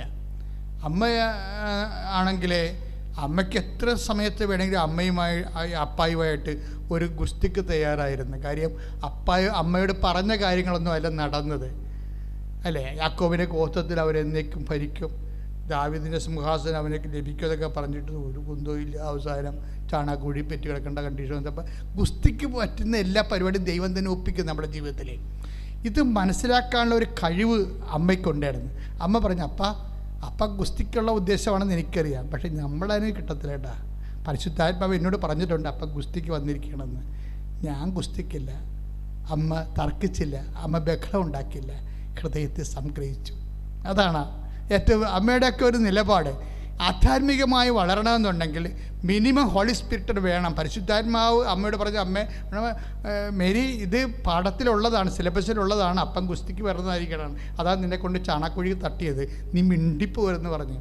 അതുകൊണ്ടാണ് അപ്പം ഞാൻ ഗുസ്തിക്കൊന്നുമില്ല, അപ്പം ഗുസ്തിയാണെന്നുള്ളത് എനിക്കറിയാം. എന്താ കാര്യം വെച്ച് കഴിഞ്ഞാൽ അപ്പന് വളർത്തണം ആളെ. എന്താണ്? വിശ്വാസത്തെ വളർത്തണം, പ്രത്യാശയെ വളർത്തണം, ദൈവസ്നേഹത്തെ വളർത്തണം, സമർപ്പണത്തെ വളർത്തണം. ഇതെല്ലാം കൊണ്ട് മാക്സിമം പോയി കഴിഞ്ഞാൽ എന്താ വരാൻ പറ്റണത്? സമർപ്പണമല്ലേ. അത് ആദ്യമേ അമ്മ അങ്ങോട്ട് പറയും, അപ്പം ഒരു പരിപാടിക്കുമില്ല, സമർപ്പണം. ഇതാ കർത്താവിൻ്റെ ദാസി. ഇത് യാക്കോബിനെ അതറിയാൻ പറ്റാഞ്ഞുകൊണ്ടാണ് മണ്ടൻ എളി ഉളുക്കേണ്ട കണ്ടീഷൻസ് വന്നത്. അപ്പം ഇതുപോലെ എപ്പോഴും നമ്മുടെ ജീവിതത്തിൽ ഒരു ഗുസ്തിയുമായിട്ടൊരാൾ വരും. ചിലപ്പോൾ നമ്മൾ ഉദ്ദേശിക്കുന്നത് ദൈവം വരുമെന്നും പറഞ്ഞാൽ നിങ്ങളിരിക്കണത് ദൈവമൊന്നും പറയേണ്ട, നാട്ടിലെ ഗുണ്ടകൾ വന്നാൽ മതി. എൻ്റെ സ്വന്തം ഇടവക ഇരുന്ന് ഞാൻ ജോലി ചെയ്തിട്ട് അവിടെ നാട്ടുകാരിലെ ഒരാൾ എന്നെ തല്ലിയിട്ടുണ്ട്, പോരെ? അങ്ങനെയുണ്ട് പരിപാടി. അപ്പോൾ ഈ കാര്യങ്ങളെല്ലാം ഞാൻ എന്താണെന്ന് ചെയ്തിരിക്കണത്, എൻ്റെ കർത്താവിൻ്റെ വചനം 3 പ്രാവശ്യം ഞാൻ അവനോട് പോയി ക്ഷമ ചോദിക്കും. അവനെ പ്രകോപിപ്പിച്ചതിലാണ്. വേറെ പ്രശ്നമൊന്നുമില്ല. കാര്യം അവൻ്റെ ഒരു കാര്യം നടത്താൻ എനിക്ക് പറ്റിയില്ല. കാര്യം എന്നെ പട്ടാളം പോലെ ആൾക്കാർ പല നാടുകളിൽ നിന്ന് വന്നിട്ടുണ്ട്, എന്നെ പിടിച്ചു വെച്ചുകൊണ്ടിരിക്കണം. അവിടെ കാര്യം നടക്കാൻ കൗൺസിലിംഗ് നടന്നുകൊണ്ടിരിക്കുകയാണ്. യവന് വെഞ്ചരിക്കണം, ഒരു ഉന്ത് വണ്ടി വെഞ്ചരിക്കണം, തക്കാളി വണ്ടി ഉന്തിക്കൊണ്ടുകൊണ്ട് പോകണം. അപ്പം ഞാനവിടെ പറഞ്ഞു, ചേട്ടാ ആ തക്കാളി വണ്ടിയല്ലേ, ചേട്ടൻ ഉന്തിക്കൊണ്ട് വിൽക്കാനുള്ള സാധനമല്ലേ, അതുകൊണ്ട് ചേട്ടൻ ഇങ്ങോട്ട് കൊണ്ടുവന്നാൽ മതി, ഞാൻ വെഞ്ചരിച്ച് തരാം. അല്ല, അപ്പം വിറഞ്ഞിട്ട് അയാൾ എൻ്റെ താടിക്കിട്ട് തട്ടി. പക്ഷെ ഞാനൊരു അക്ഷരമിണ്ടാതെ വിശ്വാസ പ്രകടനം ചെയ്ത് കൂടെ പോയി അയാളുടെ വണ്ടി വെഞ്ചരിച്ച് കൊടുത്ത്. എന്നിട്ട് ഞാൻ ആ മനുഷ്യനെ പ്രകോപിപ്പിച്ചതിൽ പല പ്രാവശ്യം 3 പ്രാവശ്യം ആ ഇടവകയിൽ നിന്ന് പോന്നിട്ട് ഞാൻ പോയി എൻ്റെ ജീവചരിത്രം തെതൂല അതെല്ലാം എഴുതിയിട്ടുണ്ട്, അയാളുടെ പേര് വരെ എഴുതിയിട്ടുണ്ട്, എന്താ സംഭവിച്ചതെന്ന്. പക്ഷെ ആ മനുഷ്യൻ 3ാമത്തെ പ്രാവശ്യം ഞാൻ ചെന്നിട്ടും ആ മനുഷ്യൻ എൻ്റെ ക്ഷമയോ അതൊന്നും അംഗീകരിച്ചില്ല. എന്നെ അയാൾ വേണമെങ്കിൽ ആ കൂട്ടത്തിൽ വെച്ച് തന്നെ ഒരു കൊച്ചാക്കണ പോലെ അങ്ങനെ അയാൾ പെരുമാറിയത്. ഞാനത് ആരോടും പറഞ്ഞില്ല, ഈശോയോട് മാത്രമേ പറഞ്ഞുള്ളൂ. പക്ഷേ ഈശോയുടെ പ്രശ്നം പിന്നീട് എനിക്ക് തോന്നിയത് പറയേണ്ട കാര്യമില്ലായിരുന്നെന്ന്. കാര്യം പുകച്ച് കളഞ്ഞ ആളില്ല. ഒറ്റ ആഴ്ച കൊണ്ട് ആ ചാപ്റ്റർ ക്ലോസ് കളഞ്ഞു. എന്നുവെച്ചാൽ ദൈവവചനം മാത്രം നീ വിശ്വസിച്ച് പോകുമ്പോൾ നീ ദൈവം ആരാണെന്നറിയും. കർത്താവിനറിയാം ഞാൻ വചനം വിട്ട് നിൽക്കത്തില്ല, വചനത്തിലാണ് കാര്യം ചെയ്തിരിക്കണം, മനുഷ്യമായിട്ടുള്ളതെന്ന്. പിന്നെ ഉടമസ്ഥൻ ആരാ? ദൈവമാണ്, ദൈവവചനത്തിൻ്റെ ഉടമസ്ഥൻ. അപ്പോൾ ഉടമസ്ഥൻ രംഗത്ത് വരും. ദൈവവചനം ജീവിക്കണ ഒരു രീതികളുണ്ട്. ഞാൻ നിങ്ങളോട് എന്തെങ്കിലും പറയുന്നുണ്ടെങ്കിൽ ഞാൻ എപ്പോഴും സംഭവങ്ങളും കഥകളും പറഞ്ഞില്ലെന്നേ ഉള്ളൂ. പക്ഷേ ഞാൻ പറയുന്ന ഓരോ കാര്യങ്ങൾക്കും അതിൻ്റെ പിന്നിലുള്ള ഒരു അനുഭവം ഉണ്ടാവും എവിടെയെങ്കിലും. പ്രാർത്ഥിക്കുക, കർത്താവായ ദൈവമേ കർത്താവായ ദൈവമേ, അങ്ങയുടെ വചനങ്ങള് അങ്ങയുടെ വചനങ്ങൾ പരിശുദ്ധ അമ്മയെ പോലെ പരിശുദ്ധ അമ്മയെ പോലെ അപ്പനുമായി അപ്പനുമായി യാക്കോബിനെ പോലെ യാക്കോബിനെ പോലെ ഗുസ്തിക്ക് തയ്യാറാകാതെ ഗുസ്തിക്ക് തയ്യാറാകാതെ പരിശുദ്ധ അമ്മയെ പോലെ പരിശുദ്ധ അമ്മയെ പോലെ ജീവിതത്തിന്റെ അപ്രതീക്ഷിത അനുഭവങ്ങളിലെ സങ്കട അനുഭവങ്ങളിലെ സമീപനത്തോടെ സമർപ്പിതനായി ദൈവവചനത്തിന് ദാസിയായി നിൽക്കുവാൻ ദാസനായി നിൽക്കുവാൻ എന്നെ അഭിഷേകം ചെയ്യാൻ ദൈവ പൈതലായി രൂപാന്തരപ്പെടുത്തണമേ. ശ്രദ്ധിക്കട്ടെ. Hallelujah. Hallelujah, hallelujah, hallelujah, hallelujah.